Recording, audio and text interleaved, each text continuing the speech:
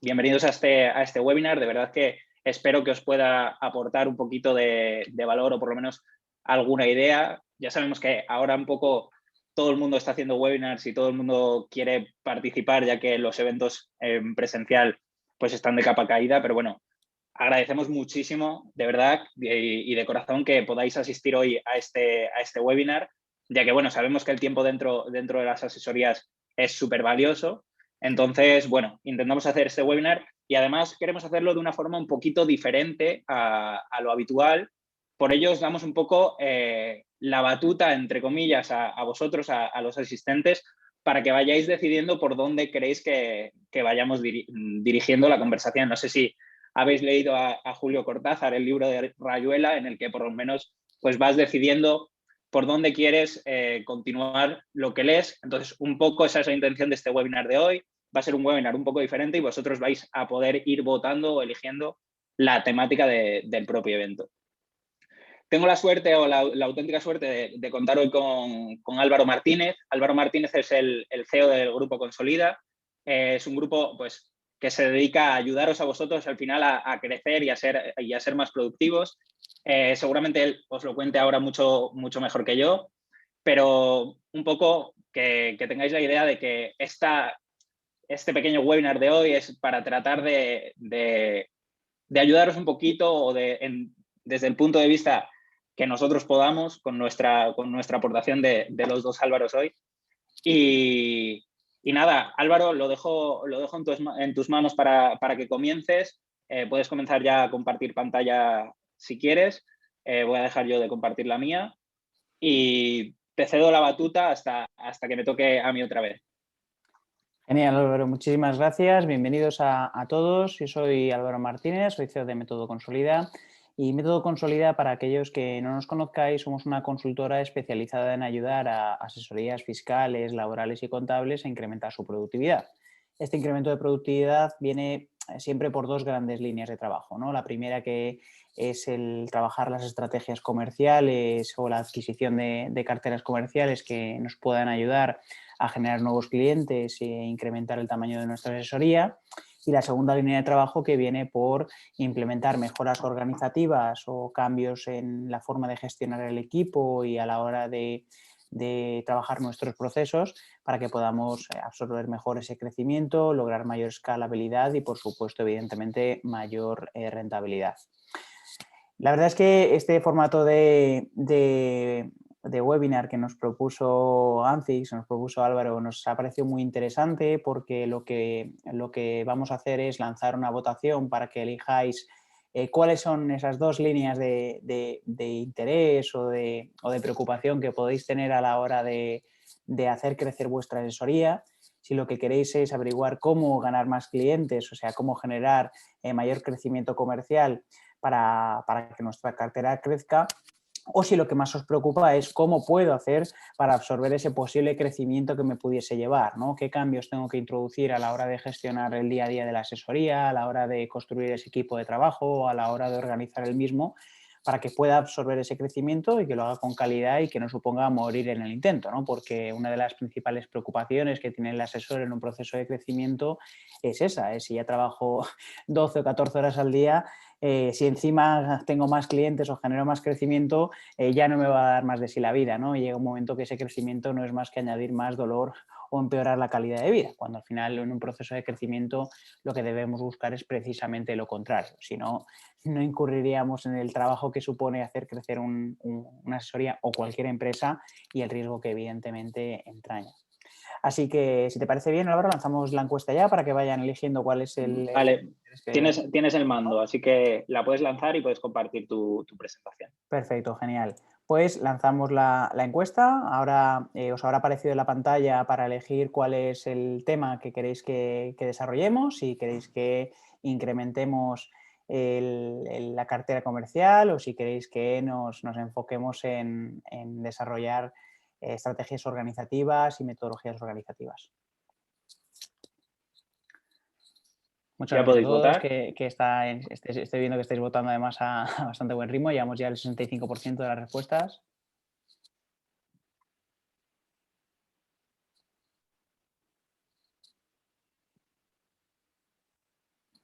Esto es como las elecciones, ¿eh? Estamos viendo ahí cómo suben y bajan los escaños. El escrutinio. Llevamos Yo creo 78%. que dejamos así unos segundillos más Sí. y los resultados con lo que salga.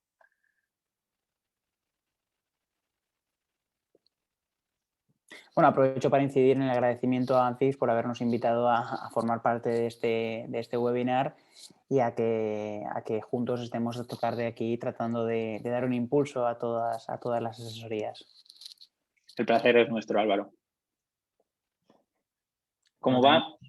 un pequeño atasco en la participación, estamos en el 81%, a ver si vamos a dar unos 10-15 segundos más para que terminen de votar los compañeros que faltan. Siempre abstencionista. Imagino que será aquellos que se abstienen porque quieren conocer ambos temas, ¿no? Seguramente.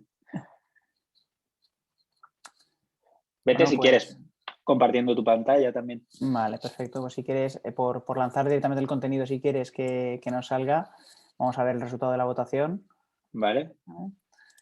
Bueno, pues compartimos resultados y Igualado, tenemos muy reñido el contenido, muy reñido el resultado, pero tenemos un claro ganador, que es el de la segunda ruta, ¿no? El cómo puedo absorber ese crecimiento y cómo puedo no morir en el intento. Entonces, bueno, pues vamos a dar comienzo al contenido. Voy a compartir la pantalla.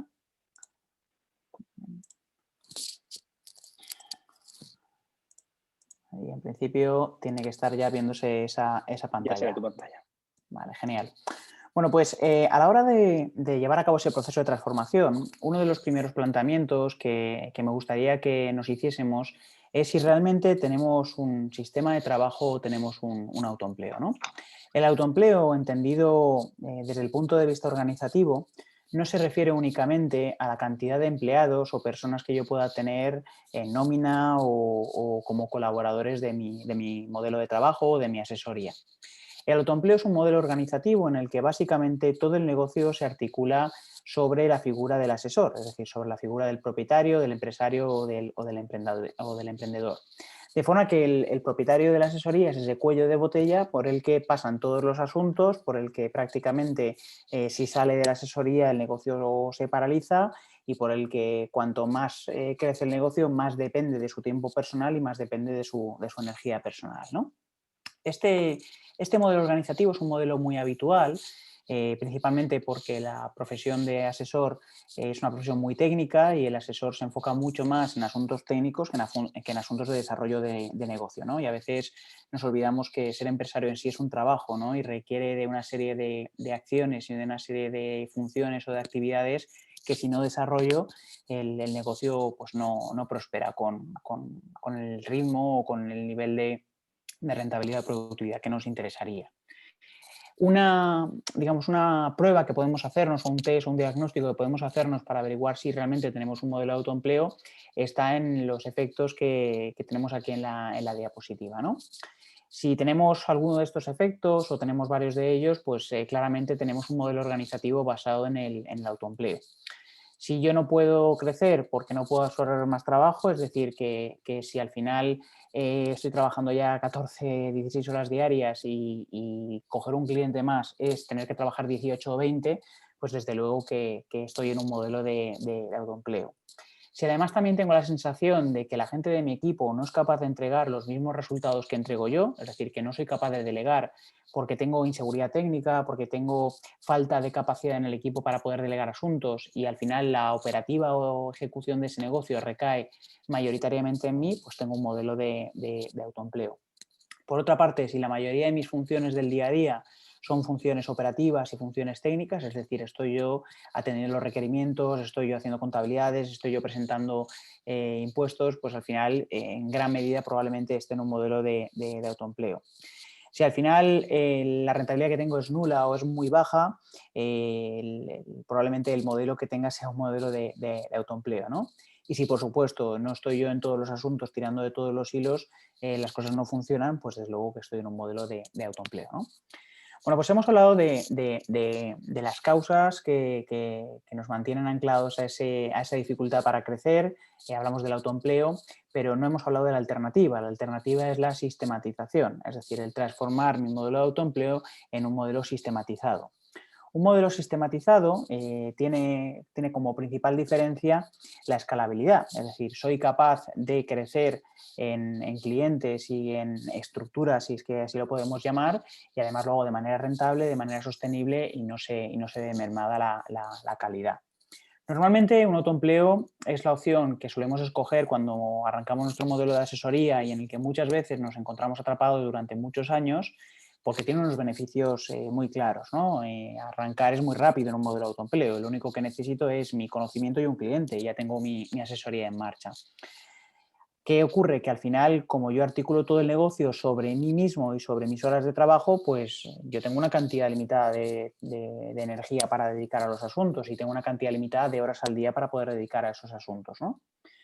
También es cierto que los modelos de autoempleo, la característica organizativa principal se basa en la improvisación y en el criterio individual que tiene el propietario del negocio para cada una de las gestiones que está realizando, ¿no? Es decir, yo voy tomando las decisiones y voy apagando los fuegos conforme se van encendiendo y al final pues voy variando el criterio según me parece adecuado en cada momento, ¿no? Pero realmente no existe una planificación del negocio, no existe una serie de procesos definidos y estructurados y al final, evidentemente, si yo no estoy decidiendo cómo hay que operar el negocio en cada segundo, en cada instante o tirando de cada una de las personas, pues el negocio tiene muchas dificultades para ser escalado, ¿no? Esto se traduce en que el negocio es muy personalista, es decir, el negocio tiene las mismas fortalezas y las mismas debilidades que el propietario. Sin embargo, cuando yo cambio de un modelo basado en el autoempleo a un modelo sistematizado, pues básicamente las fortalezas de los miembros que componen ese equipo se unen para cubrir las debilidades que podría tener ese empresario de manera aislada o de manera individual, ¿no? Y poco a poco nos vamos liberando de esas tareas más operativas y más técnicas sin que por ello tengamos que renunciar a esa calidad y vamos dedicándonos a tareas de mayor desarrollo de ese sistema, de generación de negocio o tareas de mayor alto nivel, ¿no? No implica que no sigamos interviniendo en la parte técnica, perfectamente lo puedo seguir haciendo y perfectamente puedo seguir dedicándome a aquello que más me guste, ¿no? Pero tengo una estructura y un sistema de trabajo que hace que yo pueda liberarme de esa carga para poder seguir creciendo, poder seguir dedicándome a esas tareas, ¿no? Ese es el concepto de independencia operativa, el concepto de que no dependa que yo esté en todos los asuntos de mi asesoría, sobre todo a nivel operativo, para que el negocio funcione. Es decir, que pasamos de trabajar en el negocio como si fuésemos empleados, aunque tengamos la titularidad, a trabajar para el negocio. Es decir, en lugar de tener que estar sufriendo el negocio, ¿por qué? Porque si yo hago bien mi trabajo, lógicamente me van a recomendar y voy a generar más clientes, pero van a recaer todo sobre mí con esa limitación de tiempo que yo tengo, a un modelo en el que la confianza y la ejecución del negocio está en el propio sistema. Por lo tanto, el premio que tengo es cada vez más recursos, cada vez más equipo y cada vez más libertad, ¿no? Al nivel que yo considero. No significa que para tener un sistema tenga que tener una asesoría de 100 empleados, ni mucho menos, ¿no? Se puede tener un sistema con un equipo bien pequeño y con un equipo muy bien estructurado. Básicamente, la sistematización es lograr que el negocio, la asesoría, se ejecute manteniendo un perfecto equilibrio entre lo que es la expectativa que tiene nuestro cliente porque al final nos ha contratado el servicio y está con nosotros, que esta expectativa la cubramos al mismo tiempo que ganamos el dinero que necesitamos para que el sistema sea rentable y autosostenible y que además lo hagamos con el estándar técnico y de calidad que necesitamos para que el negocio pueda funcionar sin problemas y no nos aparezcan luego pues, sanciones o requerimientos o digamos la no cobertura de la expectativa del cliente porque no le hemos dado el servicio que esperaba, ¿no? Básicamente buscamos construir el McDonald's de la asesoría, ¿no? Y ojo que con el McDonald's de la asesoría no me refiero a hacer una asesoría online, ni low cost, ni mucho menos. Me refiero a que el cliente que viene a nuestra asesoría percibe el producto que espera, en la forma que espera, con el color y el sabor que espera y además yo como empresario le gano el mismo dinero con independencia de quién sea el nombre y apellidos de la persona que le está dando la hamburguesa a la vuelta en la plancha, ¿no? Lograr esto se basa en una métrica muy importante que es el ser capaces de ejecutar eso al mismo tiempo que mantenemos una productividad alta, ¿no? La productividad muchas veces parece que es un término un poco subjetivo, que en función de de la sensación que yo tenga o de cómo yo considere que me estoy organizando, parece que soy más productivo o menos productivo, ¿no? Pero a nosotros nos gusta ser bastante científicos en la empresa, ¿no? Y tener indicadores objetivos que nos reflejen si esas hipótesis que elaboramos de verdad me llevan a donde yo quiero o no, ¿no? Por lo tanto, la productividad es algo que podemos calcular y que podéis sacar en este mismo instante de vuestra asesoría, que es cogiendo la facturación que yo tengo y dividiéndola entre las jornadas que tengo en la organización. Es decir, la productividad es un indicador objetivo que me dice, con mi modelo de negocio actual y con mi modelo organizativo, qué capacidad tengo de mantener ese crecimiento, de mantener un volumen de negocio determinado, ¿no? Se podría hacer también con los beneficios, pero yo recomiendo que lo hagamos siempre también con la productividad para que podamos compararnos con con otras asesorías que puedan tener un volumen parecido, un cliente parecido, una ubicación similar, ¿no? Es muy importante que entendamos que las jornadas, que es la cantidad de personas que yo tengo en el equipo, una persona media jornada es 0,5, una persona jornada completa es 1, deben ser reales. ¿Qué quiero decir? Que si yo tengo a gente que trabaja 16 horas al día, pues no tengo una jornada, tengo dos, porque ese modelo no va a ser sostenible a lo largo del tiempo, ¿no? Si yo trabajo 2 jornadas, yo soy dos, no soy uno, ¿no? Pero bueno, al final se trata en el hecho de que saquemos un cálculo para poder saber cuál es nuestro nivel de productividad actual, ¿no? Esa productividad depende o bien del modelo de negocio, con ese primer bloque que preguntábamos al principio para poder escalarlo, ¿no? En cómo consigo más clientes o cómo tomo ciertas decisiones de negocio con los clientes actuales, y en el modelo organizativo interno que yo tenga, la manera en la que yo logro hacer el trabajo de manera más productiva. Con la manera más productiva ocurre lo siguiente. Muchas veces pensamos que la productividad se aumenta a base de hacer lo mismo de la misma manera, pero más rápido, con más estrés, con más presión, ¿no? Y eso solo induce al error, induce al estrés, induce a que los equipos se quemen, ¿no? Por lo tanto, la mejora organizativa no debe ir orientada nunca a hacer lo mismo de la misma manera, pero con más presión, sino que debe ir orientada a introducir mejoras dentro de los equipos y de la manera en la que trabajamos para que, siendo el mismo equipo y dirigiéndonos al mismo tipo de cliente, pues logremos ser más eficientes, ¿no? Hacer el trabajo con menos esfuerzo, obteniendo el mismo resultado y la misma calidad. Por lo tanto, uno de los principales beneficios que obtenemos a la hora de sistematizar es que el negocio pasa de una ejecución totalmente improvisada y a base de reaccionar a los juegos que van apareciendo, a los requerimientos que nos van haciendo constantemente, a un negocio mucho más basado en la planificación y la proactividad. Aquí, evidentemente, muchas veces el asesor le salta las alarmas y dice, pero vamos a ver, si mi negocio es imposible planificar, ¿no? Porque me suena el teléfono 27 veces al día, de repente llegan los ERTES, de repente ocurren muchas cosas, ¿no? Yo creo que existen pocas cosas menos imprevisibles o en las que menos podemos esperar que puede pasar con un servicio de urgencias de un hospital, ¿no? Y los servicios de urgencias de un hospital son servicios muy sistematizados y muy procedimentados y muy estructurados, ¿no? Pues una asesoría también va a poder hacerse así, ¿no? Entonces tenemos que encontrar la metodología adecuada para lograr planificar ese negocio y ejecutarlo con proactividad y organización, a pesar de que me entren imprevistos y a pesar de que me entren ese tipo de requerimientos o peticiones que me van haciendo constantemente los clientes, ¿no? El sistema tiene una serie de cimientos que son los procesos. Los procesos es la manera en la que se tiene que ejecutar el trabajo, ¿no? De la manera en la que yo, si me pudiese partir como asesor o como propietario de mi asesoría en 127.000 trozos, pues como todos esos trozos seguirían funcionando en la misma línea que yo, ¿no? Y que al final yo no tenga ese miedo de que si no soy yo el que está atendiendo el asunto no va a salir bien, ¿no? O no va a tener calidad o no va a tener ese mismo resultado. Por lo tanto, los procesos tienen que estar definidos, tienen que estar unificados. Quiero decir que si yo tengo 5 personas en el equipo, no puedo tener 5 maneras diferentes de gestionar un modelo 303, 5 maneras diferentes de gestionar un impuesto de sociedades, 5 maneras diferentes de atender a un cliente y 5 maneras diferentes de afrontar el criterio de un requerimiento, ¿no? Que no quiere decir que no aprovechemos el talento o las capacidades de cada uno de los miembros del equipo, sino que tenemos que tener un criterio unificado que sobre todo refleje el know-how de la empresa, ¿no? Nosotros nos encontramos asesorías en las que se repiten los errores una y otra vez, ¿no? ¿Por qué? Porque entra una persona, comete el error y aprende y lo corrige, pero luego esa persona no deja constancia en ninguna parte, ¿no? Entonces, ¿qué pasa? Que esa persona sale del equipo o se dedica a otro asunto y a otros clientes y el siguiente que llega repite el mismo error y el tercero que llega repite el mismo error, ¿no? O asesorías que tienen para clientes muy parecidos, con volúmenes similares o sectores muy similares, tienen tiempos de ejecución completamente diferentes, ¿no? Entonces, eso es una falta de unificación de criterios y una falta de reflejar ese know-how dentro del conocimiento. Yo entiendo que desarrollar esos procesos y optimizarlos puede ser, de cierta manera, un poco tedioso, ¿no?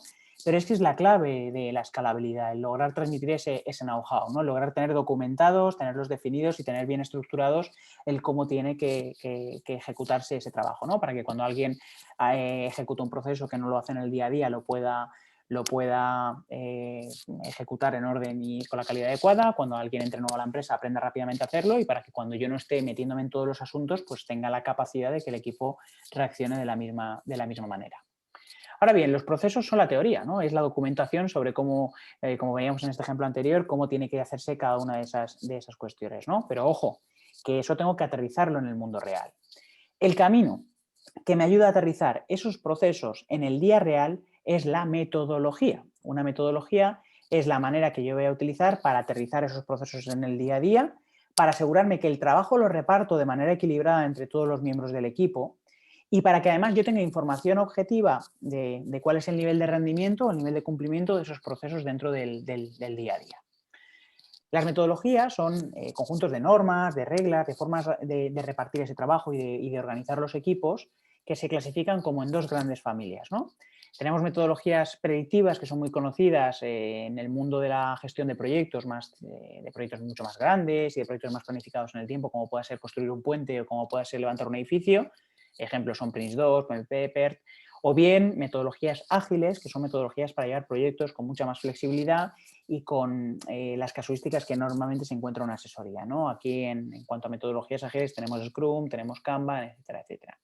Nosotros optamos por Scrum y al final hicimos una adaptación de Scrum, pero básicamente porque podáis entender en grandes rasgos cómo funciona la metodología y en este caso Scrum, lo que logramos es aterrizar de ese proceso teórico que me dice cómo tengo que hacer el trabajo a la realidad concreta de cada uno de los clientes, ¿no? Que un modelo 303, sí, más o menos en grandes líneas, se hace de una forma concreta, pero para cada cliente tengo que tener ciertas consideraciones o a la hora de gestionar un impuesto de sociedades o a la hora de llevar un conflicto laboral, pues tengo que tener ciertas consideraciones que tengo que aterrizar de ese proceso teórico a la realidad, ¿no? Y además tengo que tener la capacidad de repartirlo entre los miembros del equipo y saber que, oye, no le estoy pidiendo a uno que trabaje el 300% de su capacidad y otro al 20%, ¿no? Y luego asegurarme que además el equipo va avanzando y esa planificación se va cumpliendo, ¿no? Entonces, bueno, pues por ejemplo Scrum lo que tiene son una serie de instrumentos para poder articular esa planificación, ¿no? Tiene una herramienta de planificación, tiene un sistema de reparto de tareas, tiene un sistema de comprobación de la carga del esfuerzo, una herramienta de seguimiento semanal o diario y además tiene una serie de herramientas como es la reunión de retrospectiva y la mejora continua para que el propio proceso vaya mejorándose y cada vez nos acerquemos más al modelo ideal que puede funcionarnos muy bien dentro de nuestra asesoría. Por supuesto que luego esto lo tengo que articular a través de un sistema de información, es decir, una herramienta que me permita llevar ese seguimiento real de la comunicación que yo tengo entre los clientes, las tareas que yo reparto, el tiempo que me cuesta cada tarea, la rentabilidad, etcétera, etcétera, ¿no? Para que yo además pueda tener información que me permita lograr tomar esas decisiones que necesito tomar para que el sistema y la metodología y los procesos cada vez estén más cerca de lo que yo quiero lograr. Este tipo de herramientas, este tipo de sistemas de información se suelen denominar CRMs, ¿no? Los CRMs nos sirven para llevar por las bases de datos de potenciales clientes, los procesos comerciales, la gestión de las métricas de captación y luego pues también con los clientes actuales pues las tareas, las incidencias, el control de calidad, los tiempos, etcétera, etcétera, ¿no? Más allá de las herramientas tecnológicas que yo utilice, existen mecanismos de coordinación como son, por ejemplo, estos que pongo en este mapita de aquí, que me permiten llevar ese seguimiento de los equipos y me permiten lograr aterrizar ese tipo de empresa que me gustaría construir y que tengo en la mente en la realidad y en el día a día, ¿no? Ojalá tuviésemos tiempo esta tarde para poder verlos todos, pero vamos un poco ya justos de tiempo y no quiero entreteneros más de la cuenta, por lo tanto voy a ver en grandes pinceladas las principales que creo que os podrían aportar valor dentro de ese proceso de sistematización. Lo primero es entender que cuando yo me voy alejando del día a día de la operativa, yo evidentemente no voy a poder enterarme de todo lo que sucede con todos los clientes en todo momento, ¿no? Pero yo tengo que seguir teniendo información real de lo que está pasando a nivel operativo, ¿no? Por lo tanto, es muy importante que tengamos algún tipo de sistema de medición de la satisfacción que tienen los clientes. Los sistemas más habituales de medición de la satisfacción de los clientes es el Net Promoter Score y las encuestas de satisfacción.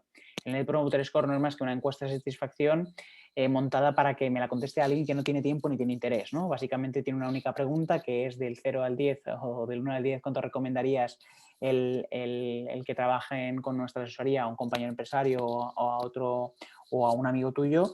Y ahí puedo ir calibrando un poco cuál es el nivel de simpatía o de tracción que tienen hacia nuestro modelo, ¿no? Y a partir de ahí, evidentemente, pues con ciertas encuestas de satisfacción pueda ahondar en el asunto en cuestión, ¿no? Pero sobre todo que yo tenga la capacidad de detectar cuando alguna persona del equipo está generando ciertas, digamos, conflictos o incidencias en lo que es la operativa. Otra herramienta muy importante es el informe de gestión. El informe de gestión me tiene que dar suficiente información para que yo pueda tomar decisiones estratégicas dentro de mi modelo. Por ejemplo, el saber cuál es la rentabilidad que yo tengo de los clientes, el saber cuáles son los costes que tengo de los procesos principales, saber cuál es la cantidad de peticiones que me están haciendo y de qué tipo son y qué tiempo me llevan, para que yo pueda luego ir optando a esa optimización de procesos e ir logrando que el sistema pase de esa improvisación permanente a un sistema mucho más proactivo, ¿no? A partir de ahí tengo que trabajar la optimización de los procesos. La optimización de los procesos no puede ser como decíamos antes, no hacer lo mismo de la misma manera pero más rápido y con más presión, porque eso lo que va a hacer es generarnos más estrés, ¿no? De hecho, uno de los ejercicios que hacemos muchas veces, bueno, eso lo hacemos más cuando trabajamos mucho más a nivel presencial, pero uno de los ejercicios y los juegos que se hacían con los equipos a la hora de trabajar la innovación operativa era emular un proceso comercial con una pelotita, ¿no? En el cual tenía que pasar la pelotita por todas las personas del equipo y tenía que cogerse en un punto y dejarse en un punto final, ¿no?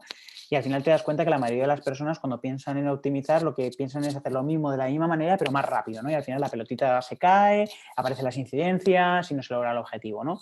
Nadie piensa que quizá cambiándonos de posición, quizá agrupándonos más, quizá moviendo la bolsa de sitio, quizá poniendo esto aquí o esto allá, logramos reducir tiempos haciendo exactamente lo mismo, ¿no?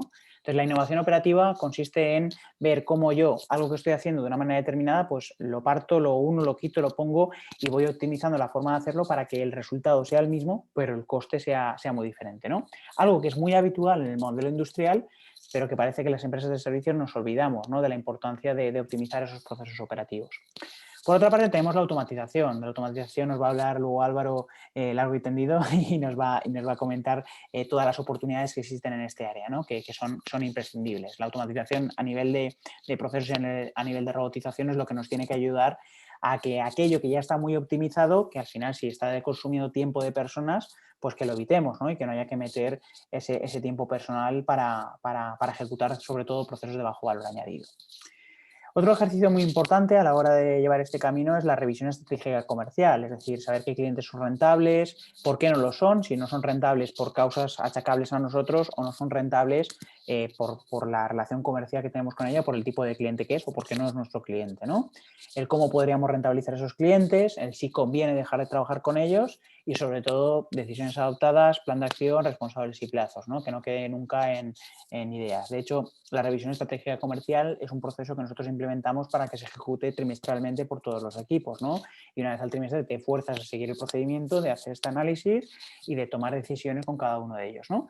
Que ojo que esto no significa que yo tenga un cliente que no sea rentable y no lo vaya a mantener, porque puede haber una justificación estratégica que me haga mantener ese cliente. Es decir, yo a este cliente no le gano dinero, pero me interesa tenerlo porque me abre la puerta a estos de aquí, o porque gracias a este tengo estos de aquí, o porque estoy invirtiendo en él para que en el futuro pueda darme otra cosa que yo quiera lograr, ¿no? Por tanto, la cuestión aquí no está en que yo vaya a tumbar sin pensar, ni mucho menos, sino que yo vaya a tener información suficiente para aplicar ese método científico, ¿no? En el que yo, basándome en esos datos, pues tengo ciertas hipótesis que se pueden validar o que puedo darme cuenta que es un error, ¿no?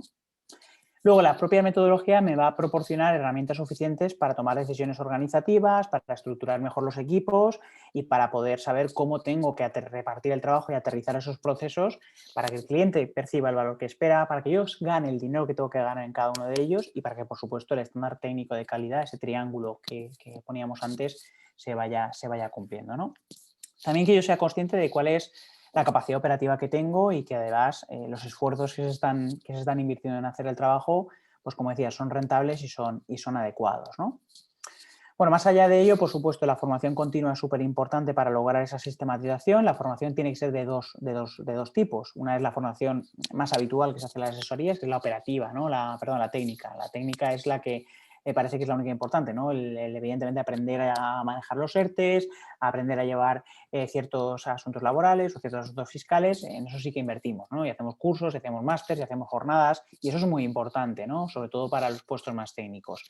Pero no debemos olvidar que también tengo que formar al equipo en la operativa y en mi modelo de trabajo, ¿no? En cómo ejecutar los procesos para que el sistema se cumpla, en cómo prevenir ciertos errores, en cómo ser ágil, en cómo manejar la relación con los clientes, en cómo tomar decisiones en el día a día. Todo eso es muy importante que también como equipo lo trabajemos, lo desarrollemos y le demos la importancia que tiene, que es la misma o más que la parte técnica, ¿no? Porque tengo que aprender a trabajar en un sistema. Esto lo vemos en las grandes empresas por, evidentemente, las fortunas que se invierten en formación, precisamente no para hablar de la parte técnica, sino para enseñar a los equipos a trabajar dentro de las organizaciones. Esto me da oportunidad de introducir herramientas como la evaluación de desempeño, donde yo pueda marcar objetivos concretos a cada uno de los miembros del equipo, pueda ver cuál es el nivel de rendimiento y de cumplimiento de esos objetivos y que a partir de ahí yo pueda establecer pues cuáles son un poco los hitos que se tienen que lograr, pueda proporcionar los recursos adecuados para que se logren esos hitos o pueda detectar quién no encaja en el equipo y cuanto objetivamente antes me dé cuenta, pues mejor, ¿no? Herramientas también como la adecuación de competencias y puestos me ayudarán a saber objetivamente cómo yo puedo identificar esa valía o esa no valía dentro de mis equipos para recolocar a la gente o para establecer planes de formación que me ayuden a lograr estos objetivos. Y ya por último, básicamente lo que quiero que entendáis es que es muy sencillo lograr encontrar dónde me falla un sistema, ¿no? No es tan sencillo, obviamente, dar solución a esas causas, ¿no? Pero un sistema siempre falla por tres causas. Una de ellas es porque me fallan las personas, ¿no? Entonces yo tengo dos decisiones que tomar aquí. O bien formo a esas personas o bien sustituyo a esas personas. Las personas, digamos que requerimos de dos competencias clave para poder ejecutar un puesto. Una son las competencias técnicas. Yo, evidentemente, si no tengo ni puñetera idea de contabilidad, no puedo llevar contabilidades, ¿no? Si yo no tengo idea de cómo funciona el tema fiscal o laboral, pues tampoco puedo estar en ese puesto, ¿no? Ya es decisión del empresario el que yo decida invertir y asumir el riesgo que supone formar a la persona desde cero para que lo pueda ejecutar o que busque una persona más capacitada para ello. Pero es muy importante que recordemos que hay un segundo grupo de competencias, que son las competencias transversales, que son determinantes a la hora de lograr un desarrollo adecuado dentro de un equipo. Hablo de la habilidad para atender a un cliente, hablo de la resolutividad, hablo de la actitud positiva, hablo del pensamiento analítico, hablo de esas habilidades que tienen que ver mucho más con la personalidad y con la ejecución de ese día a día en función de las experiencias previas que tenemos, de la formación de nuestras familias y de la propia mejora de uno mismo que ha seguido cada uno de ellos, que hacen que una persona con el mismo título o el mismo conocimiento técnico pueda tener mucho éxito dentro de un sistema o pueda hundirme el sistema, ¿no? Entonces, se pueden cambiar las competencias transversales, se puede trabajar para modificar esas competencias transversales, pero es un camino arduo y que yo recomiendo no recorrer muchas veces, ¿no? Porque aprender una habilidad técnica puede ser más o menos sencillo. Cambiar una personalidad requiere de muchísima energía invertida por la persona, muchísimo interés en cambiar por la persona y muchas veces eso no se da, ¿no? Por lo tanto, cuando la causa de fallo es la persona, mi consejo es que si la causa de fallo es por falta de formación técnica, sí que valoremos invertir en la persona. Cuando la causa de fallo es una falta de competencia transversal, lo más probable es que lo ideal sea sustituir a esa persona, ¿no? La segunda causa de fallo es que me fallen los procesos, ¿no? Entonces, si el proceso está mal diseñado y por lo tanto fallamos en él, pues oye, o mejoro en el proceso o innovo en el proceso, lo tumbo por completo y lo planteo de otra forma diferente para lograr el corregir esa situación. Y por último, me falla el cliente. Cuando me falla el cliente no me refiero a que el cliente sea malo o bueno, sino que me refiero a que por lo que sea hemos cometido errores en la negociación, hay una serie de roles adquiridos que nos están dificultando el crecer y al final, bueno, pues tengo también el caso del cliente que me contrata para cambiar una bombilla y le acabo haciendo la instalación entera de la casa, ¿no? Entonces, en estos casos tengo dos caminos. O bien me siento, renegocio y le doy la vuelta a la situación, o quizá muchas veces un cliente, como dice un cliente nuestro, me regalo al cliente, ¿no? Cojo y finalizo la relación con él y es lo mejor que podemos hacer para liberar energía, liberar recursos y poder dedicarnos a aquellos más rentables, ¿no?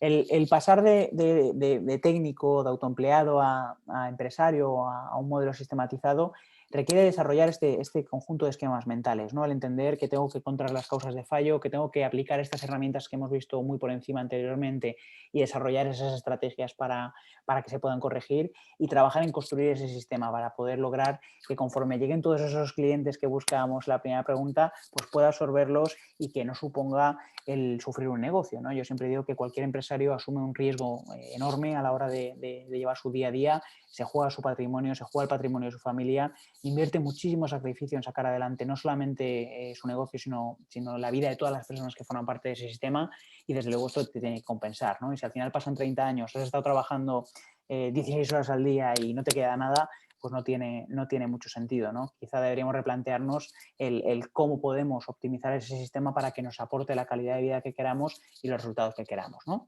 Que no significa que vayamos a poner el sistema en marcha y no vayamos a la playa y nos olvidemos, ¿no? Ni mucho menos, sino significa que vamos a adoptar ciertos roles que nos mejoren la calidad de vida que tenemos y que nos permitan construir los objetivos que tengamos, ¿no?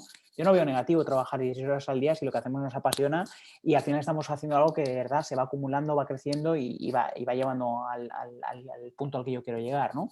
Pero sí que veo muy negativo cuando al final esto se convierte en una esclavitud, en el que ni estoy donde quiero, ni sé cómo llegar, ni tengo lo que me gustaría, ¿no? Y ahí es donde tenemos que focalizarnos en trabajar en estas herramientas y corregir esas situaciones que tenemos que no nos ayudan.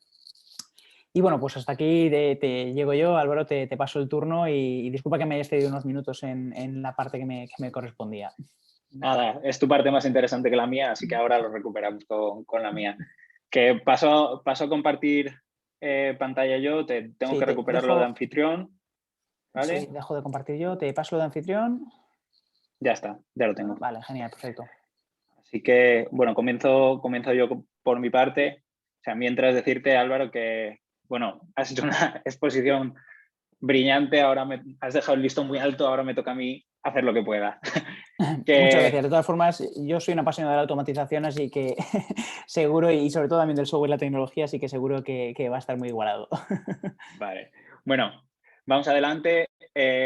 Yo me toca hablar de la parte más de servicio y bueno, estamos aquí un poco porque al final nosotros tenemos siempre empezamos un poco por el mismo sitio, y es que el sector vuestro, el sector de las asesorías, va a sufrir una profunda transformación. De hecho, ya la está sufriendo, es algo que nos está pasando día a día, y al servicio que nosotros otorgamos o el servicio que nosotros podemos dar afecta un montón esta transformación.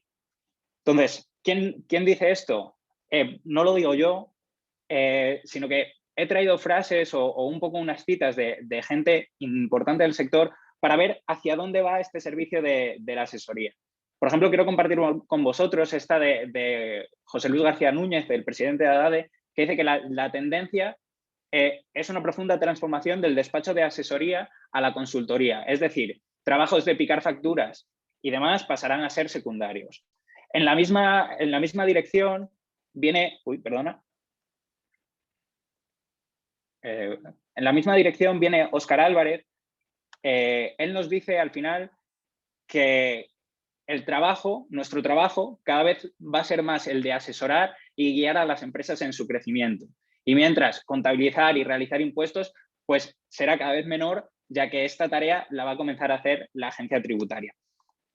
Nosotros realizamos todos los años el informe sobre el futuro de las asesorías. Estos que os he traído, estos dos ejemplos de hacia dónde va o hacia dónde se encamina el servicio que va a dar una asesoría, son dos de muchos, porque al final nosotros os preguntamos todos los años y os preguntamos a vosotros como asesores hacia dónde creéis que va vuestro servicio, hacia dónde creéis que va vuestro sector.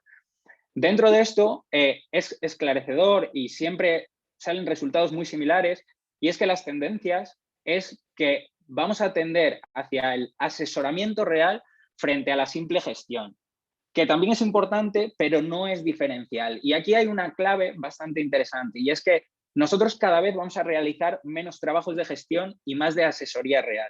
Entonces, la parte más de gestión, de tramitación, va a pasar o va a quedar relegada a un segundo plano.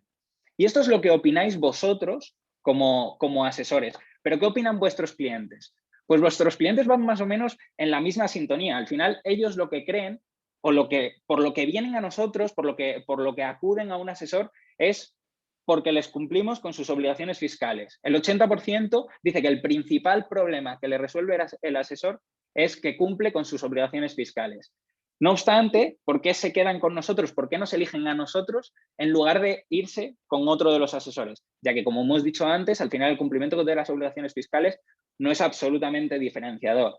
Pues nos eligen a nosotros o se quedan con nosotros porque somos capaces de darles un asesoramiento útil y continuo. ¿Qué quiere decir este tipo de asesoramiento útil y continuo? Pues al final es que les ayudamos a levantar la persiana día tras día. Y esa es la labor que se tiene que interiorizar como nuestra del asesor. Es decir, nosotros tenemos que ser capaces de dar este tipo de asesoramiento y no quedarnos simplemente en el presentar un modelo ante la agencia tributaria y ya está. ¿Por qué? Porque este servicio es muy poco diferenciador frente al del asesoramiento. Veremos ahora al final qué tipos de asesoramiento, qué tipo de servicios puedo dar.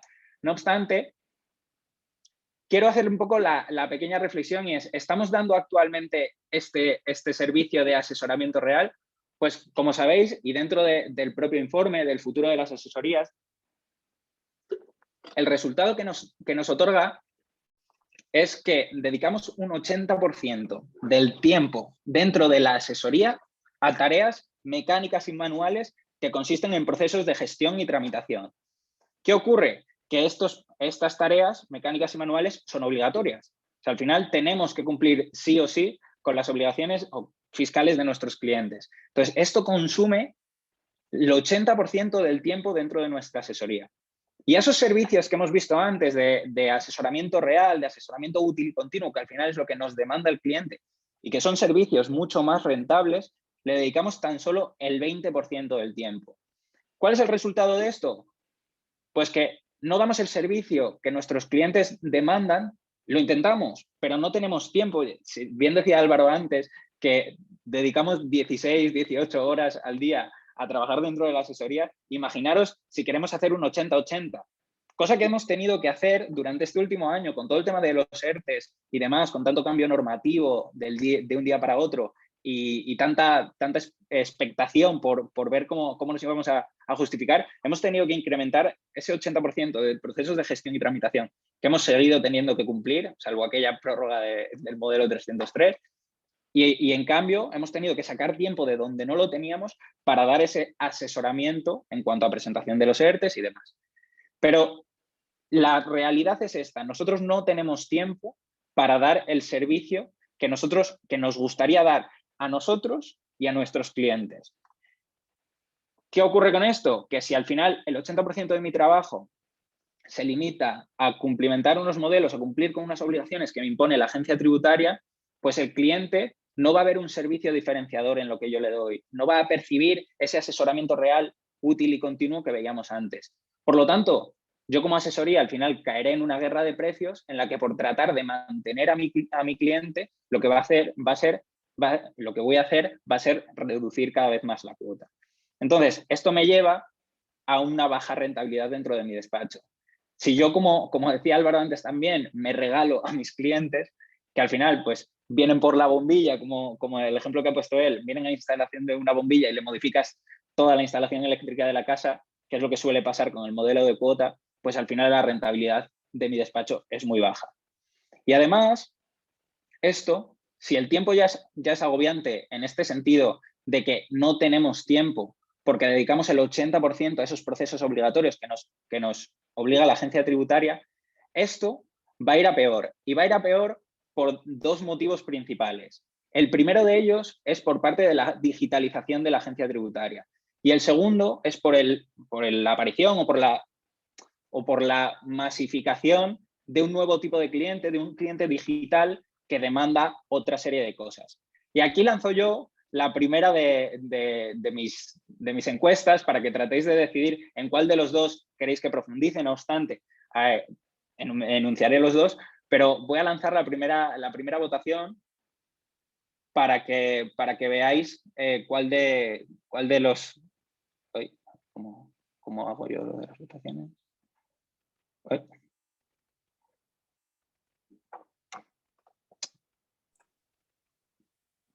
Ahora. Me salía a mí la opción, Álvaro, igual es que la tenía Nada, yo. ya puedo. Vale, genial. Lo Vale, único es que, bueno, que entonces, nos ha desaparecido tu presentación, que lo tengas en cuenta. vale. Nada, estoy lanzando, ya se está iniciando la votación, voy a dejar un poquito de tiempo, voy a dejar un minutillo más, ¿vale? Porque la cosa está bastante igualada de momento, aunque se desmarca uno. Pero eso, iré a lo que vosotros me digáis. ¿Vale? Vamos a dejar unos 15 segundillos así. Que siga el escrutinio. Que continúe el escrutinio. Se desmarca. Bueno, voy a dar a finalizar la votación. Ya vamos más del 70% del escrutado. Así que finalizo la votación y comparto resultados. ¿Vale? Al final ha ganado la B, ha ganado el tipo de cliente. ¿Vale? Pues voy a pulsar a la B y me salta hacia el nuevo tipo de cliente. Nosotros, y aquí tengo una gran pelea casi día tras día, vosotros los asesores siempre tenéis la misma frase o que no os falta ninguna razón y es, mi cliente es muy poco tecnológico. Y esto es algo que cada vez es menos realidad, porque si tenemos ciertos datos, ya el 87% de la población de España tiene uno de estos, tiene un smartphone. Entonces, no hace falta ser muy tecnológico y yo que lo vivo día tras día con mis clientes, para tener que hacer una foto o enviarme un documento y que me lo envíen a través de WhatsApp, cosa que odio soberanamente porque al final te lo tienes que descargar, tienes que hacerlo todo y además con lo inseguro desde un punto de vista jurídico hablando, mi cliente cada vez es más tecnológico y está mucho más abierto a utilizar, como veremos en la última, diferentes tipos de herramientas. La segunda de las partes de nuestro cliente es que cada vez es más joven y digital. Nosotros, los asesores, muchas veces tenemos miedo al cambio por el hecho de que vemos que este porcentaje de mi cartera todavía es poco tecnológico y tenemos mucho miedo, muchísimo miedo, un miedo atroz, a decir a nuestros clientes o a pedirles que cambien o que se adapten a una nueva forma de trabajar. Incluso si esa nueva forma de trabajar les beneficia a ellos. O sea, nos da miedo perder a nuestros clientes diciéndoles que tienen que cambiar la forma de trabajar. Es verdad, y yo he estado en vuestro lado, y es muy difícil educar a un cliente. Pero es mucho más sencillo que el cliente te venga y educarle desde el principio que ya convencer a los clientes de atrás. ¿Qué ocurre? Que dentro de esa cartera ahora mismo, la parte de los clientes que no son tecnológicos nos ocuparán, yo creo que cada vez menos, pero nos ocuparán, vamos a poner, un 70, un 60%. Mientras que los clientes que ya son más digitales nos ocupan un 30%. Veamos el dato de que el 75% de la fuerza laboral en 2025, es decir, dentro de 4 años, el 75% van a ser clientes de los denominados millennials, que es la generación entre 1981 y 1995. Estos clientes están acostumbrados a la inmediatez. ¿Qué quieren este tipo de clientes? Quieren información en tiempo real del estado de su negocio. Eso es lo que quieren este tipo de clientes. ¿Y por qué tienen ellos o con qué frecuencia, preguntarle si queréis a ese perfil de cliente, consultan su aplicación del banco, aplicaciones como Fintonic o cualquier otra aplicación que lo que les brinda es precisamente esto, es información en tiempo real sobre el estado de su negocio? Si ya lo hacen con sus finanzas personales, imaginar lo importante que es para ellos poder tener información en tiempo real sobre el estado de su negocio. ¿Qué ocurre? Como veremos ahora en la parte de servicio, mi cliente muchas veces se dedica a su trabajo. No es su trabajo conocer las finanzas, pero sí le interesa tener la información sobre esas finanzas. ¿Para qué? Para tomar mejores decisiones. Al final, en un mundo tan globalizado y tan cambiante como el actual, el poder tomar decisiones informadas gracias a información en tiempo real es algo fundamental. ¿Y qué ocurre con la contabilidad? La contabilidad a día de hoy es un proceso lineal y lento en el que desde el inicio, desde que una factura sale de la empresa de mi cliente hasta que llega la agencia tributaria o incluso hasta que la tiene el asesor para poder decirle al cliente si esa factura es correcta o no, pasan casi 3 meses. Entonces, esto nos hace totalmente como empresas inoperantes de cara a tomar buenas decisiones sobre el estado de nuestro negocio. En un mundo digital y globalizado como en el que ya estamos, esto cada vez es menos operativo. Y aparte, no es solo instancias de mi cliente, sino que el cliente tiene nuevas exigencias. ¿Nuevas exigencias por parte de quién? Preguntarles a vuestros clientes cuando vayan a solicitar un préstamo o cuando vayan a solicitar inversión de un venture capital o de cualquier otro, si la contabilidad les vale. Por supuesto que os van a decir que no. O sea, necesitan información actualizada sobre el estado real del negocio en ese momento. Y la contabilidad a día de hoy no se lo está beneficiando, no se lo está brindando. Entonces, si mi trabajo como asesor se limita a cumplir con las obligaciones contables y fiscales y no aporto ese asesoramiento de valor añadido, ese 20% de asesoramiento que veíamos antes, nos vamos a quedar cada vez más fuera de juego, porque mis clientes lo que quieren es eso. Y no solo lo que quieren ellos, sino lo que les piden de cara a solicitar financiación, tanto de bancos como inversiones privadas o lo que sea. Y aparte, ya no es nada raro dentro de la cartera de los clientes que tengamos clientes que empiezan a utilizar un software de facturación, un software de contabilidad, aunque sea básico, para llevarse su propia contabilidad y tener esa información cuando nos la brindamos nosotros, un CRM, como nos comentaba Álvaro antes, un RP, control de stock, cualquier otro tipo de herramienta que lo que hace al final es, lo que está haciendo es ayudarles a los clientes en su día a día. Entonces, nuestros clientes cada vez más lo que van a demandar es esto. Y nosotros lo que estamos haciendo, como veíamos en el gráfico de antes, es dedicar un 80% del tiempo a procesos que van a ir desapareciendo. Decía, además, un dato bastante interesante, y es que este informe de Cisco decía que la crisis sanitaria del COVID-19 lo que ha hecho es acelerar la digitalización de las empresas de 1 a 3 años. O sea, lo que se preveía para 2025 va a pasar el año que viene. Y esto es algo absolutamente revelador. ¿Por qué? Porque mis clientes, y yo os lo cuento con una anécdota, el otro día yo estaba hablando con una asesoría que trabaja con nosotros y que está en León. Ese asesor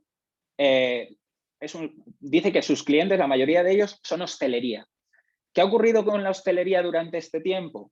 Y es que para sobrevivir, lo que han hecho ha sido darse al reparto a domicilio. ¿Quién se encarga del reparto a domicilio? Pues se encargan plataformas como Glovo, Deliveroo, Just Eat, cualquier otro tipo de estas plataformas de reparto a domicilio que ¿qué han hecho? Obligar a la hostelería a utilizar tecnología. ¿Qué ocurre? Que han visto las ventajas, las vicisitudes de utilizar tecnología y ahora venía mi cliente, asesor, totalmente asustado diciendo es que han aprendido a utilizar tecnología en 3 días y ahora el que no soy tecnológico soy yo. Ahora ellos me dicen que lo que necesitan es que cómo me van a traer las facturas en papel. Si ahora, encima, si se las manda Globo y todo eso, pues por correo, incluso las tienen en la app y se las pueden descargar y lo pueden ver, que cómo me las van a traer en papel. Este cambio se va a volver frenético, pero se va a volver frenético porque cambian mis clientes, pero como veríamos en la parte de Hacienda, que no hay ninguna sorpresa y no os vais a perder nada porque os voy a decir dónde podéis ver lo que iba a decir.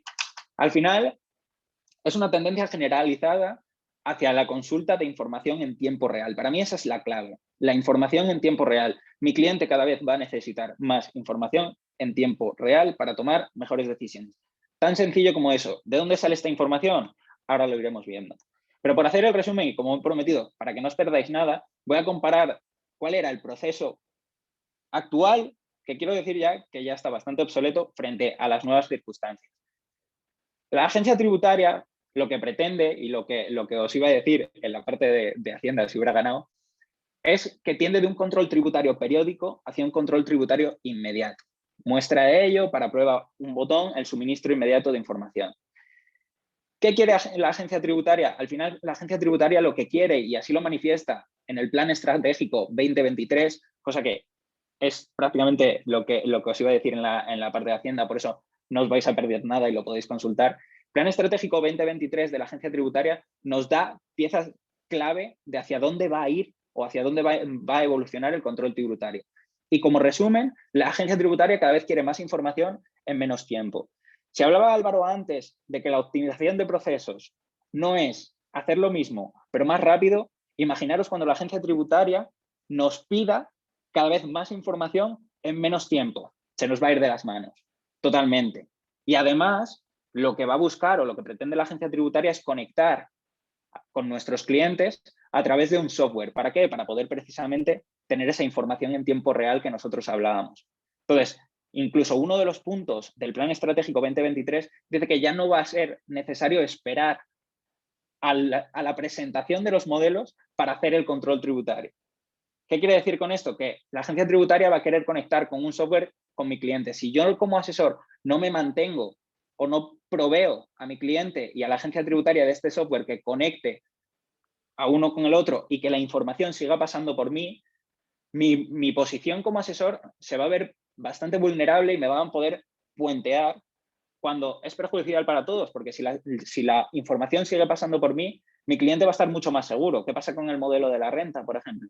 Se supone que el programa Padres iba a acabar con las rentas para nosotros, para los asesores, pero nadie se atreve a presentar el modelo 100 sin pasar antes por un asesor.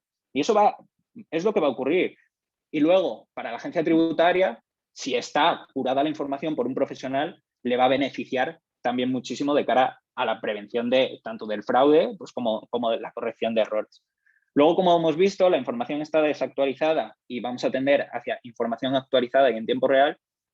Y, por supuesto, y relacionado con lo que decía Álvaro, el tema de los procesos ineficientes. O sea, hay procesos que seguimos haciendo de forma mecánica y manual cuando es algo totalmente ineficiente y estamos perdiendo el tiempo y, por tanto, el coste hora de mis empleados dentro de la asesoría. Entonces, si una máquina puede hacerlo por mí y yo solo lo tengo que supervisar, además, la máquina evita el fallo humano, ¿por qué sigo perdiendo tiempo haciendo estas tareas totalmente automatizables? Cosa de la que hablaremos ahora.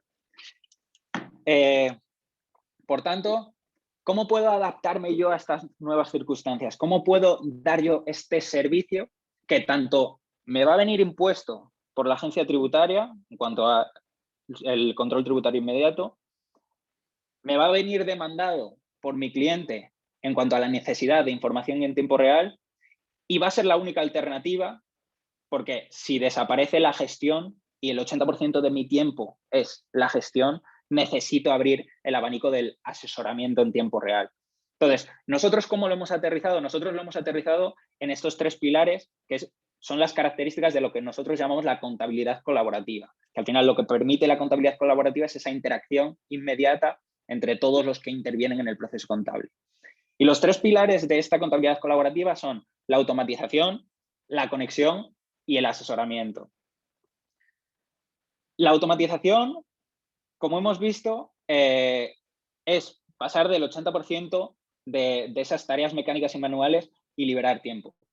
Lo vamos a ver, pero aquí viene el segundo de mis encuestas o la segunda de las votaciones y es que yo quiero que decidáis en dónde queréis que profundice, si en la parte de automatización o en conexión. El asesoramiento lo voy a contar porque es la parte más de servicio y venía a hablar de servicio. Entonces, el asesoramiento lo voy a contar sí o sí. Pero aquí os pido que decidáis entre automatización y conexión y profundizaré porque tampoco me quiero extender en demasía, que ya llevamos 1 hora y es bastante. Así que vamos a ver, tengo que hacer lo mismo de antes, de volver a salir. Vale. Sí, cuando sales se te pierde la presentación. Sí, pero lo necesito hacer para cambiar de eso. Vuelvo a iniciar la votación entre automatización y conexión. Lanzamos, dejaré unos segundos, vuelvo mientras a compartir la pantalla. Álvaro, no vale que votes. No me deja, no puedo cometer fraude electoral. No, a mí me ha pasado antes. Yo quería ganarlo, ver cómo ganar los clientes y al final no salió. Vale, vamos a dejar 15 segundillos, la participación sigue subiendo.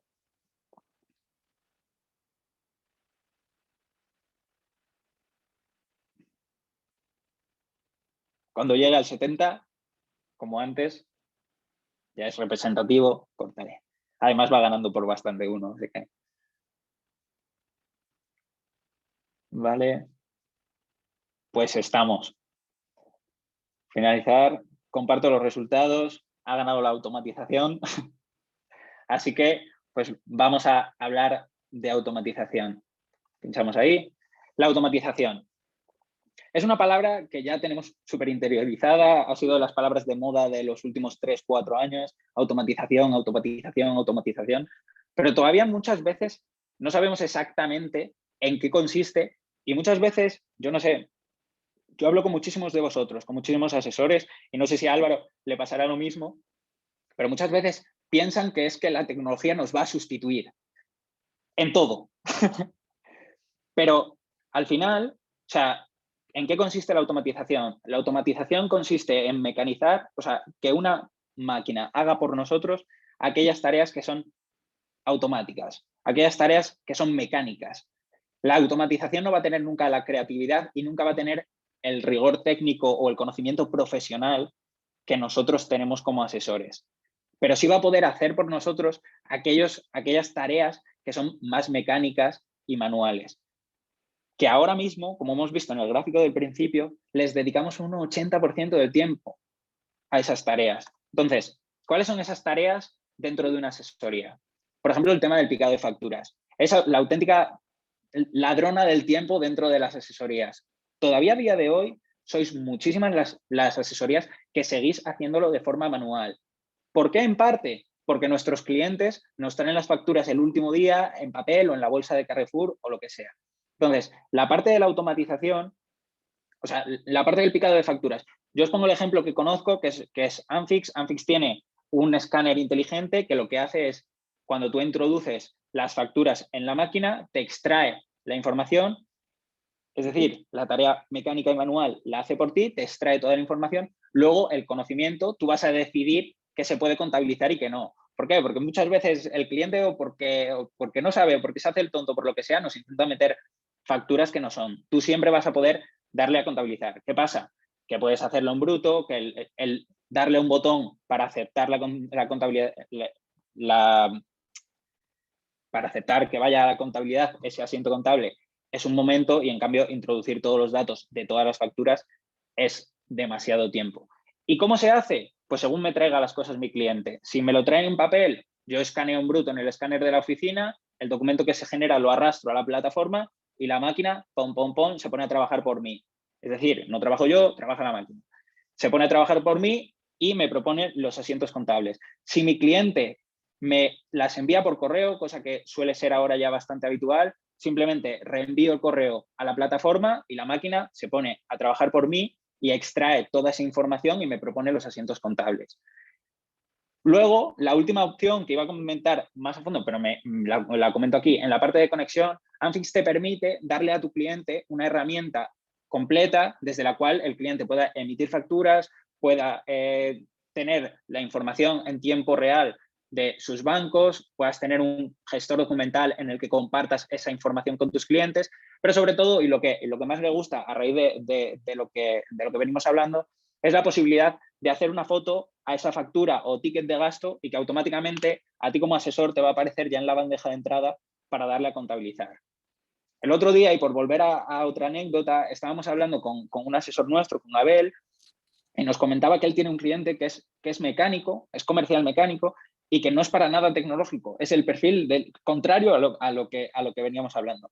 Pero oye, le ha dado la posibilidad de tener esa aplicación en el móvil y como tiene muchas comidas de negocios, ese ticket que se tiene que desgravar, se tiene que guardar, antes los iba acumulando en una caja o en donde fuera y luego se los tenía que llevar todos al asesor. Dice, oye, con lo de la aplicación esto de poder hacerle la foto al ticket y que ya te llegue a ti, es que me olvido, es súper cómodo. Entonces, no hay que ser muy tecnológico y esto es todo lo que hablamos, es compartir con nosotros información en tiempo real. Esto es de la parte de conexión, no me quiero desviar, vamos a seguir viendo la parte de automatización. Álvaro, perdona, si me permites que complemente un poco lo que comentabas. Esto es, o por lo menos como lo vivimos nosotros, es un proceso análogo a lo que vivió el mundo industrial en siglos anteriores, ¿no? El hecho de que tengo un montón de gente dándole al martillo o en lugar de tener un montón de gente dándole al martillo, pongo una máquina que haga ese trabajo de manera más eficiente, de manera más ágil, de manera más óptima y esas personas que están dándole al martillo las pongo a hacer tareas de generación de valor añadido y de aportación y generación de valor al cliente, ¿no?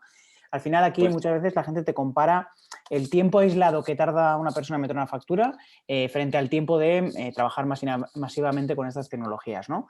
Por muy ágil y rápida que sea una persona trabajando aisladamente una factura, nunca en economía de escala y en volumen va a poder competir contra una máquina, ¿no? Porque las personas tienen que ir al servicio, porque las personas tienen días buenos y días no tan buenos, porque las personas tienen vacaciones, porque al final las tareas monótonas y repetitivas acaban perdiendo efectividad a lo largo del tiempo. Y de verdad, o sea, en el medio y largo plazo, una máquina y una persona nunca van a poder competir. De la misma forma que una máquina nunca va a poder generar tareas creativas o valor añadido para un cliente, ¿no? Por lo tanto, creo que en ese proceso que normalmente sigue el asesor para decir, a ver cuánto tardo yo en meter una factura, tranquilamente de manera aislada y utilizando una factura fácil, frente al automatizarla, son procesos que de verdad no tienen comparación. Totalmente. Y además, nosotros vivimos muchas veces el miedo del empresario, del asesor empresario, de transmitir a sus clientes que va a incorporar tecnología, porque entiende que se lo van a tomar como que voy a sustituir a mis trabajadores. Cuando realmente existe dentro del mundo, sobre todo del sector que más conozco, que es el sector de la asesoría, existe una sobrecualificación brutal de los empleados. ¿Por qué? Porque todos tienen o titulaciones o su carrera o una experiencia muy dilatada para hacer otro tipo de trabajo y que se pasan el 80% de su tiempo introduciendo datos en un ordenador, cosa que se podría hacer en menos de la mitad del tiempo y pasar a interpretar esa información, no introducir, sino interpretar, que para mí es donde está el valor. Por continuar un poco, otra cosa que se puede automatizar, el ejemplo también que conozco es Anfix, es el tema de la conciliación bancaria. La seguimos y ya a mí me ha tocado muchísimas veces hacerla con el subrayador amarillo, los movimientos, los extractos del banco e ir tachando. Al final, tecnología que te detecta como Anfix el movimiento en el banco y la factura que has introducido y te propone la conciliación es absolutamente un ahorro brutal de tiempo. Entonces, esto es algo que también se puede automatizar.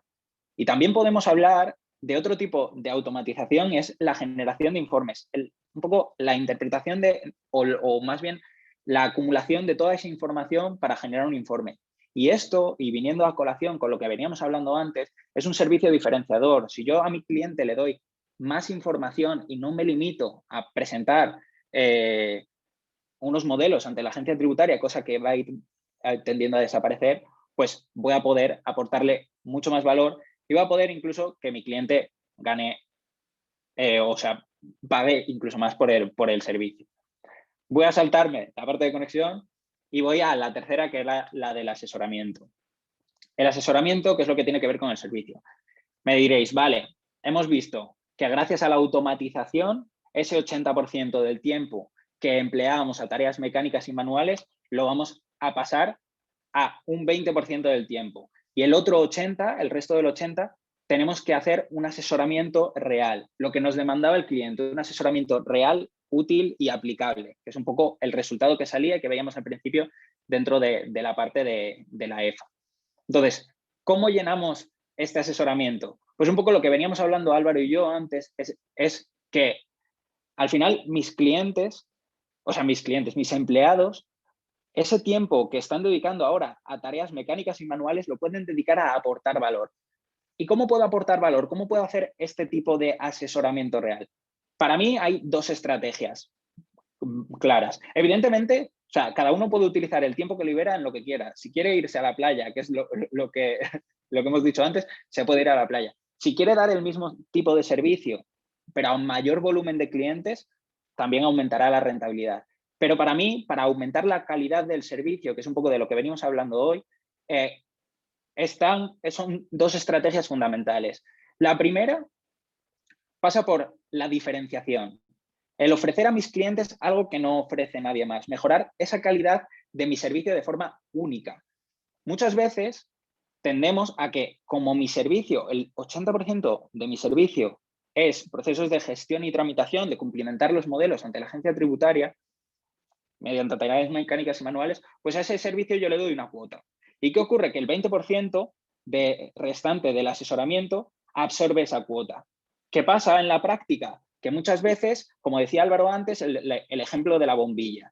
Mi cliente viene por la bombilla, que es presentar las obligaciones ante la agencia tributaria, pero luego se aprovecha de ese 20%. ¿Qué ocurriría si fuese al revés? Si lo que me lleva a mí poco tiempo es la parte de gestión y tramitación, yo le puedo dar mucho más valor a la otra parte del servicio. Y puedo hacerlo, pero no hacerlo como una excepción, sino hacerlo como un servicio de calidad, como un servicio personalizado, un servicio que incluso puedo tarificar. Y aquí tendremos que plantearnos una reestructuración quizá de la parte de las cuotas o de lo que nosotros cobramos a nuestros clientes. Como pequeño tip, porque esto es súper personal, por así decirlo, dentro de cada casa va a haber que tener una forma diferente de trabajar. Nosotros aquí lo que tendemos como un pequeño tip es que los servicios puntuales que se cobran, servicios más de consultoría única, suelen ser muchísimo más rentables que los servicios de cuota, porque al final el cliente lo que tiende es a abusar de ese servicio. Si yo le pongo unas horas y unos costes aparejados a esas horas, pues me voy a limitar a eso. Si yo le doy una cuota, pues el cliente al final piensa que es barra libre.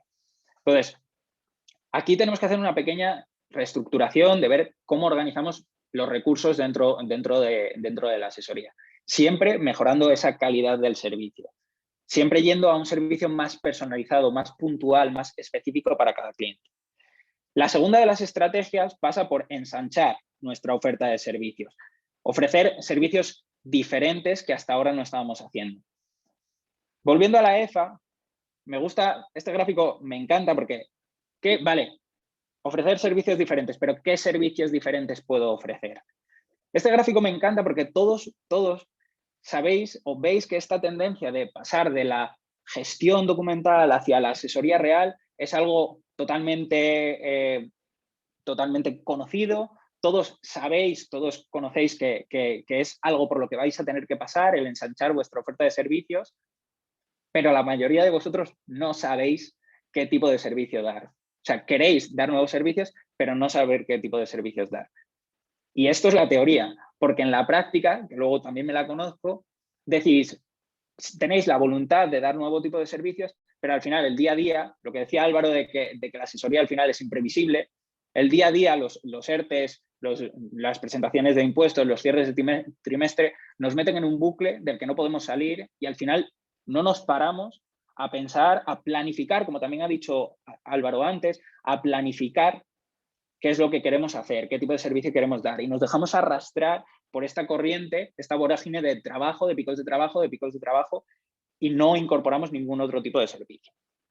No obstante, este gráfico me gusta, y no solo por eso, sino porque nos dais vosotros mismos, porque esto está preguntado a vosotros, nos dais ideas sobre cuáles son los servicios que vosotros querríais o os gustaría incorporar dentro de vuestra asesoría. Si vemos el segundo, el servicios de dirección financiera externa, yo dentro de este, y gana, o sea, llevo un 45,7%, dentro de este a mí me gusta englobar lo que nosotros también llamamos consultoría de negocio. ¿Por qué? Servicio de dirección financiera externa. ¿Qué hace un director financiero interno? Aquellas empresas que tienen un director financiero. ¿Qué es lo que hace? Al final, el director financiero se dedica a conocer las cuentas de una empresa para detectar errores y detectar oportunidades. O sea, corregir errores y detectar oportunidades. ¿Cómo? Pues al final, llevando un poco el control de la tesorería, conociendo las finanzas dentro de la empresa para ver o detectar cuáles son esos errores y cómo lo puedo corregir, y sobre todo en cuanto a temas de rentabilidad. Y luego, que aquí es donde yo incluyo la parte de consultoría de negocio, detectar oportunidades gracias a las cuentas, a los nichos de mercado o lo que sea, detectar oportunidades de nuevas vías de negocio. Entonces, esto, y si no me equivoco, la mayoría de vosotros, y si tenéis la información a tiempo de nuestro cliente, porque si me trae las facturas el día 20 y lo tengo que presentar, o sea, el día 19 y lo tengo que presentar el día 20, no me va a dar tiempo, Pero esto es algo que ya habitualmente hacéis. O sea, vosotros aconsejáis a vuestros clientes sobre ciertas decisiones que tienen que ver con sus finanzas. Y esto es algo de muchísimo valor para vuestros clientes, pero que sería de mucho más valor si la información que le podéis dar es en tiempo real y no a 3 meses vista. Y esto es una tendencia a nivel mundial. ¿Por qué? Porque todas las haciendas públicas del mundo están tendiendo hacia la desburocratización, hacia quitar los modelos y ir hacia lo que hablamos del control tributario inmediato. Y ese papel de gestor, de presentador de modelos, va a pasar a un papel de asesor. ¿Y qué va a hacer el asesor? Pues compartir su conocimiento profesional sobre las cuentas de una empresa. Una pyme, una pequeña y mediana empresa, por lo menos el 90% de ellas, no se puede permitir tener un director financiero. Entonces, podéis ser el director financiero de muchas y diferentes empresas. Y es algo tan sencillo y que ya hay tan complicado, pero tan sencillo a la vez, que es analizar las cuentas de una empresa para tomar mejores decisiones. Punto.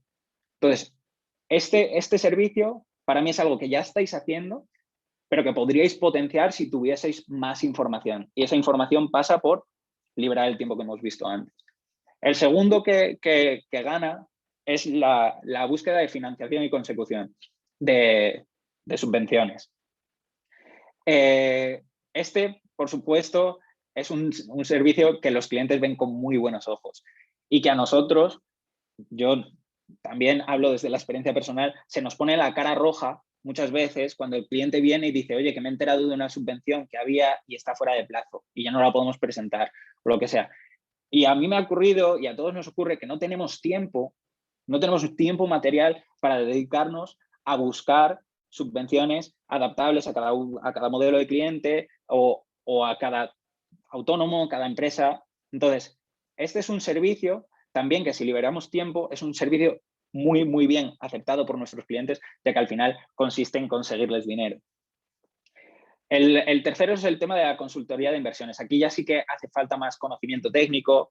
El cuarto es muy interesante, el tema del análisis de datos y de mercados, porque vosotros al final tocáis muchos palos, tenéis contacto con muchos sectores diferentes y os podría permitir, si sabéis cómo canalizar y gestionar esos datos, os permite el tratar de extrapolar o de aconsejar a diferentes empresas dentro de un mismo sector. Entonces es algo muy interesante. El resto no me va a detener porque ya son conceptos bastante tradicionales, vamos bastante regular de tiempo. Entonces, bastante tradicionales, no, perdón, bastante técnicos, tráfico de extranjería, servicios jurídicos. Esto va a depender muchísimo y no me voy a detener en todos. Simplemente lo que quería es daros una pequeña idea de esos servicios que no sabéis qué tipo de servicio podéis dar y que muchas veces lo estáis dando sin llamarlo servicio, que es lo que decíamos de la instalación eléctrica. Entonces, yo lo que quería daros es aquí una pequeña idea de que hay muchas oportunidades, que si liberamos ese tiempo que dedicamos a la gestión y a la tramitación, hay muchas oportunidades. Pero la clave pasa por eso, pasa por liberar el tiempo, pasa por mejorar los procesos, como ha dicho Álvaro, pasa por automatizar, que es una parte de mejorar los procesos. No es necesario modificar las personas que trabajan dentro de nuestro despacho ni nada, simplemente pues quizá darles, como también ha dicho Álvaro, formación o intentar mejorar su trabajo gracias a herramientas tecnológicas. Y muchas veces ocurre o pasa por eso, por incorporar tecnología. Y por ir acabando, por acabar ya, os enseño la curva de la implantación tecnológica. Al final, siempre cuando aparecen cierto tipo de tecnologías, al principio hay algunos que se suben rápido al tren, pero hay otros que tardan mucho más. La mayoría es temprana y la mayoría tardía. Hay unas 65.000 asesorías, por daros un dato, por tirarlo encima de la mesa, hay unas 65.000 asesorías en toda España. Y 11.000 de ellas ya, más o menos 11.000, ya están incorporando este tipo de tecnología. Ya estamos saltando a la parte de la mayoría temprana. ¿Y qué va a ocurrir? Que estas asesorías que ya incorporen tecnología, lo que van a tener es tiempo. Y ese tiempo lo van a poder dedicar a captar a nuestros clientes, que si nos quedamos en la mayoría tardía o en los rezagados, los que hablamos de mis clientes ya no son tecnológicos, pues todos estos nuevos clientes, estos nuevos modelos de clientes, se van a ir a los que dan un mejor servicio y tienen más tiempo para atender. Entonces, muchas veces me encuentro por terminar, con la excusa de cuando venga Hacienda con el sí, ya cambiaré. Cuando mis clientes ya sean la mitad o más de la mitad los que me piden tecnología, ya cambiaré.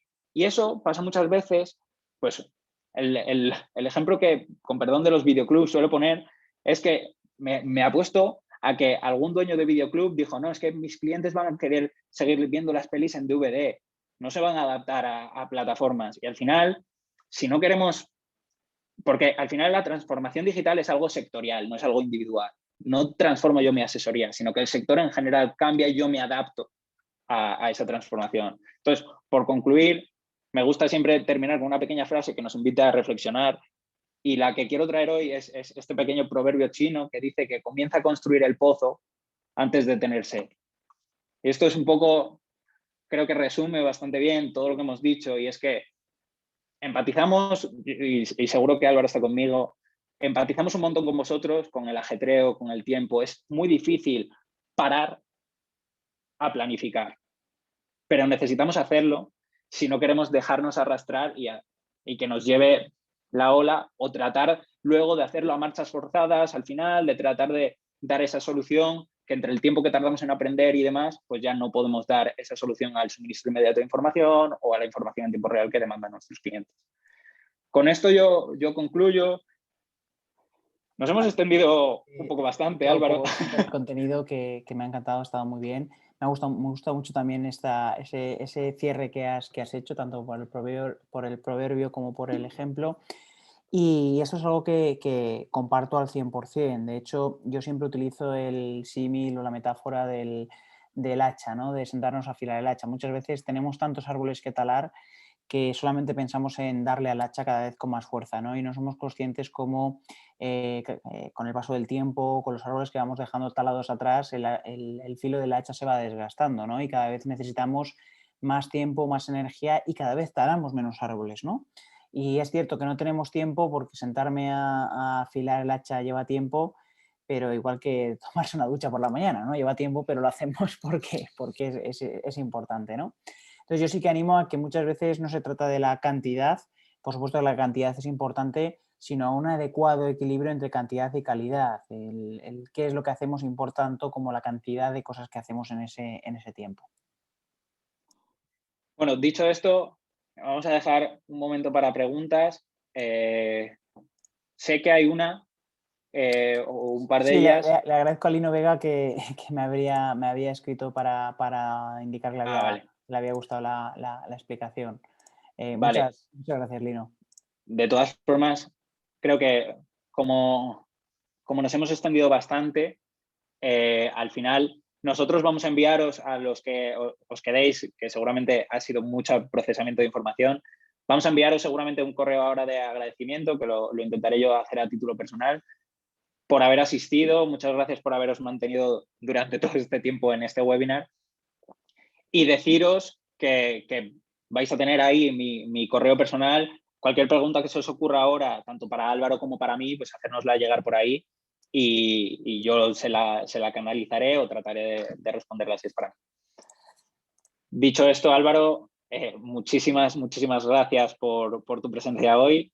Espero repetir contigo alguna vez, y nada, felicitarte por la exposición, y muchísimas gracias también a todos los asistentes por dedicarnos este rato, que no ha sido tan breve, sino que bueno, pues al final necesitamos mejorar un poquito cada día, y venimos a estas cosas para ver si nos pica el gusanillo y si nos atrevemos a dar ese cambio. Me sumo a ese agradecimiento y os mando un saludo muy fuerte a todos. Bueno, pues Hasta la muchísimas próxima. gracias a Un todos. abrazo. Hasta la próxima.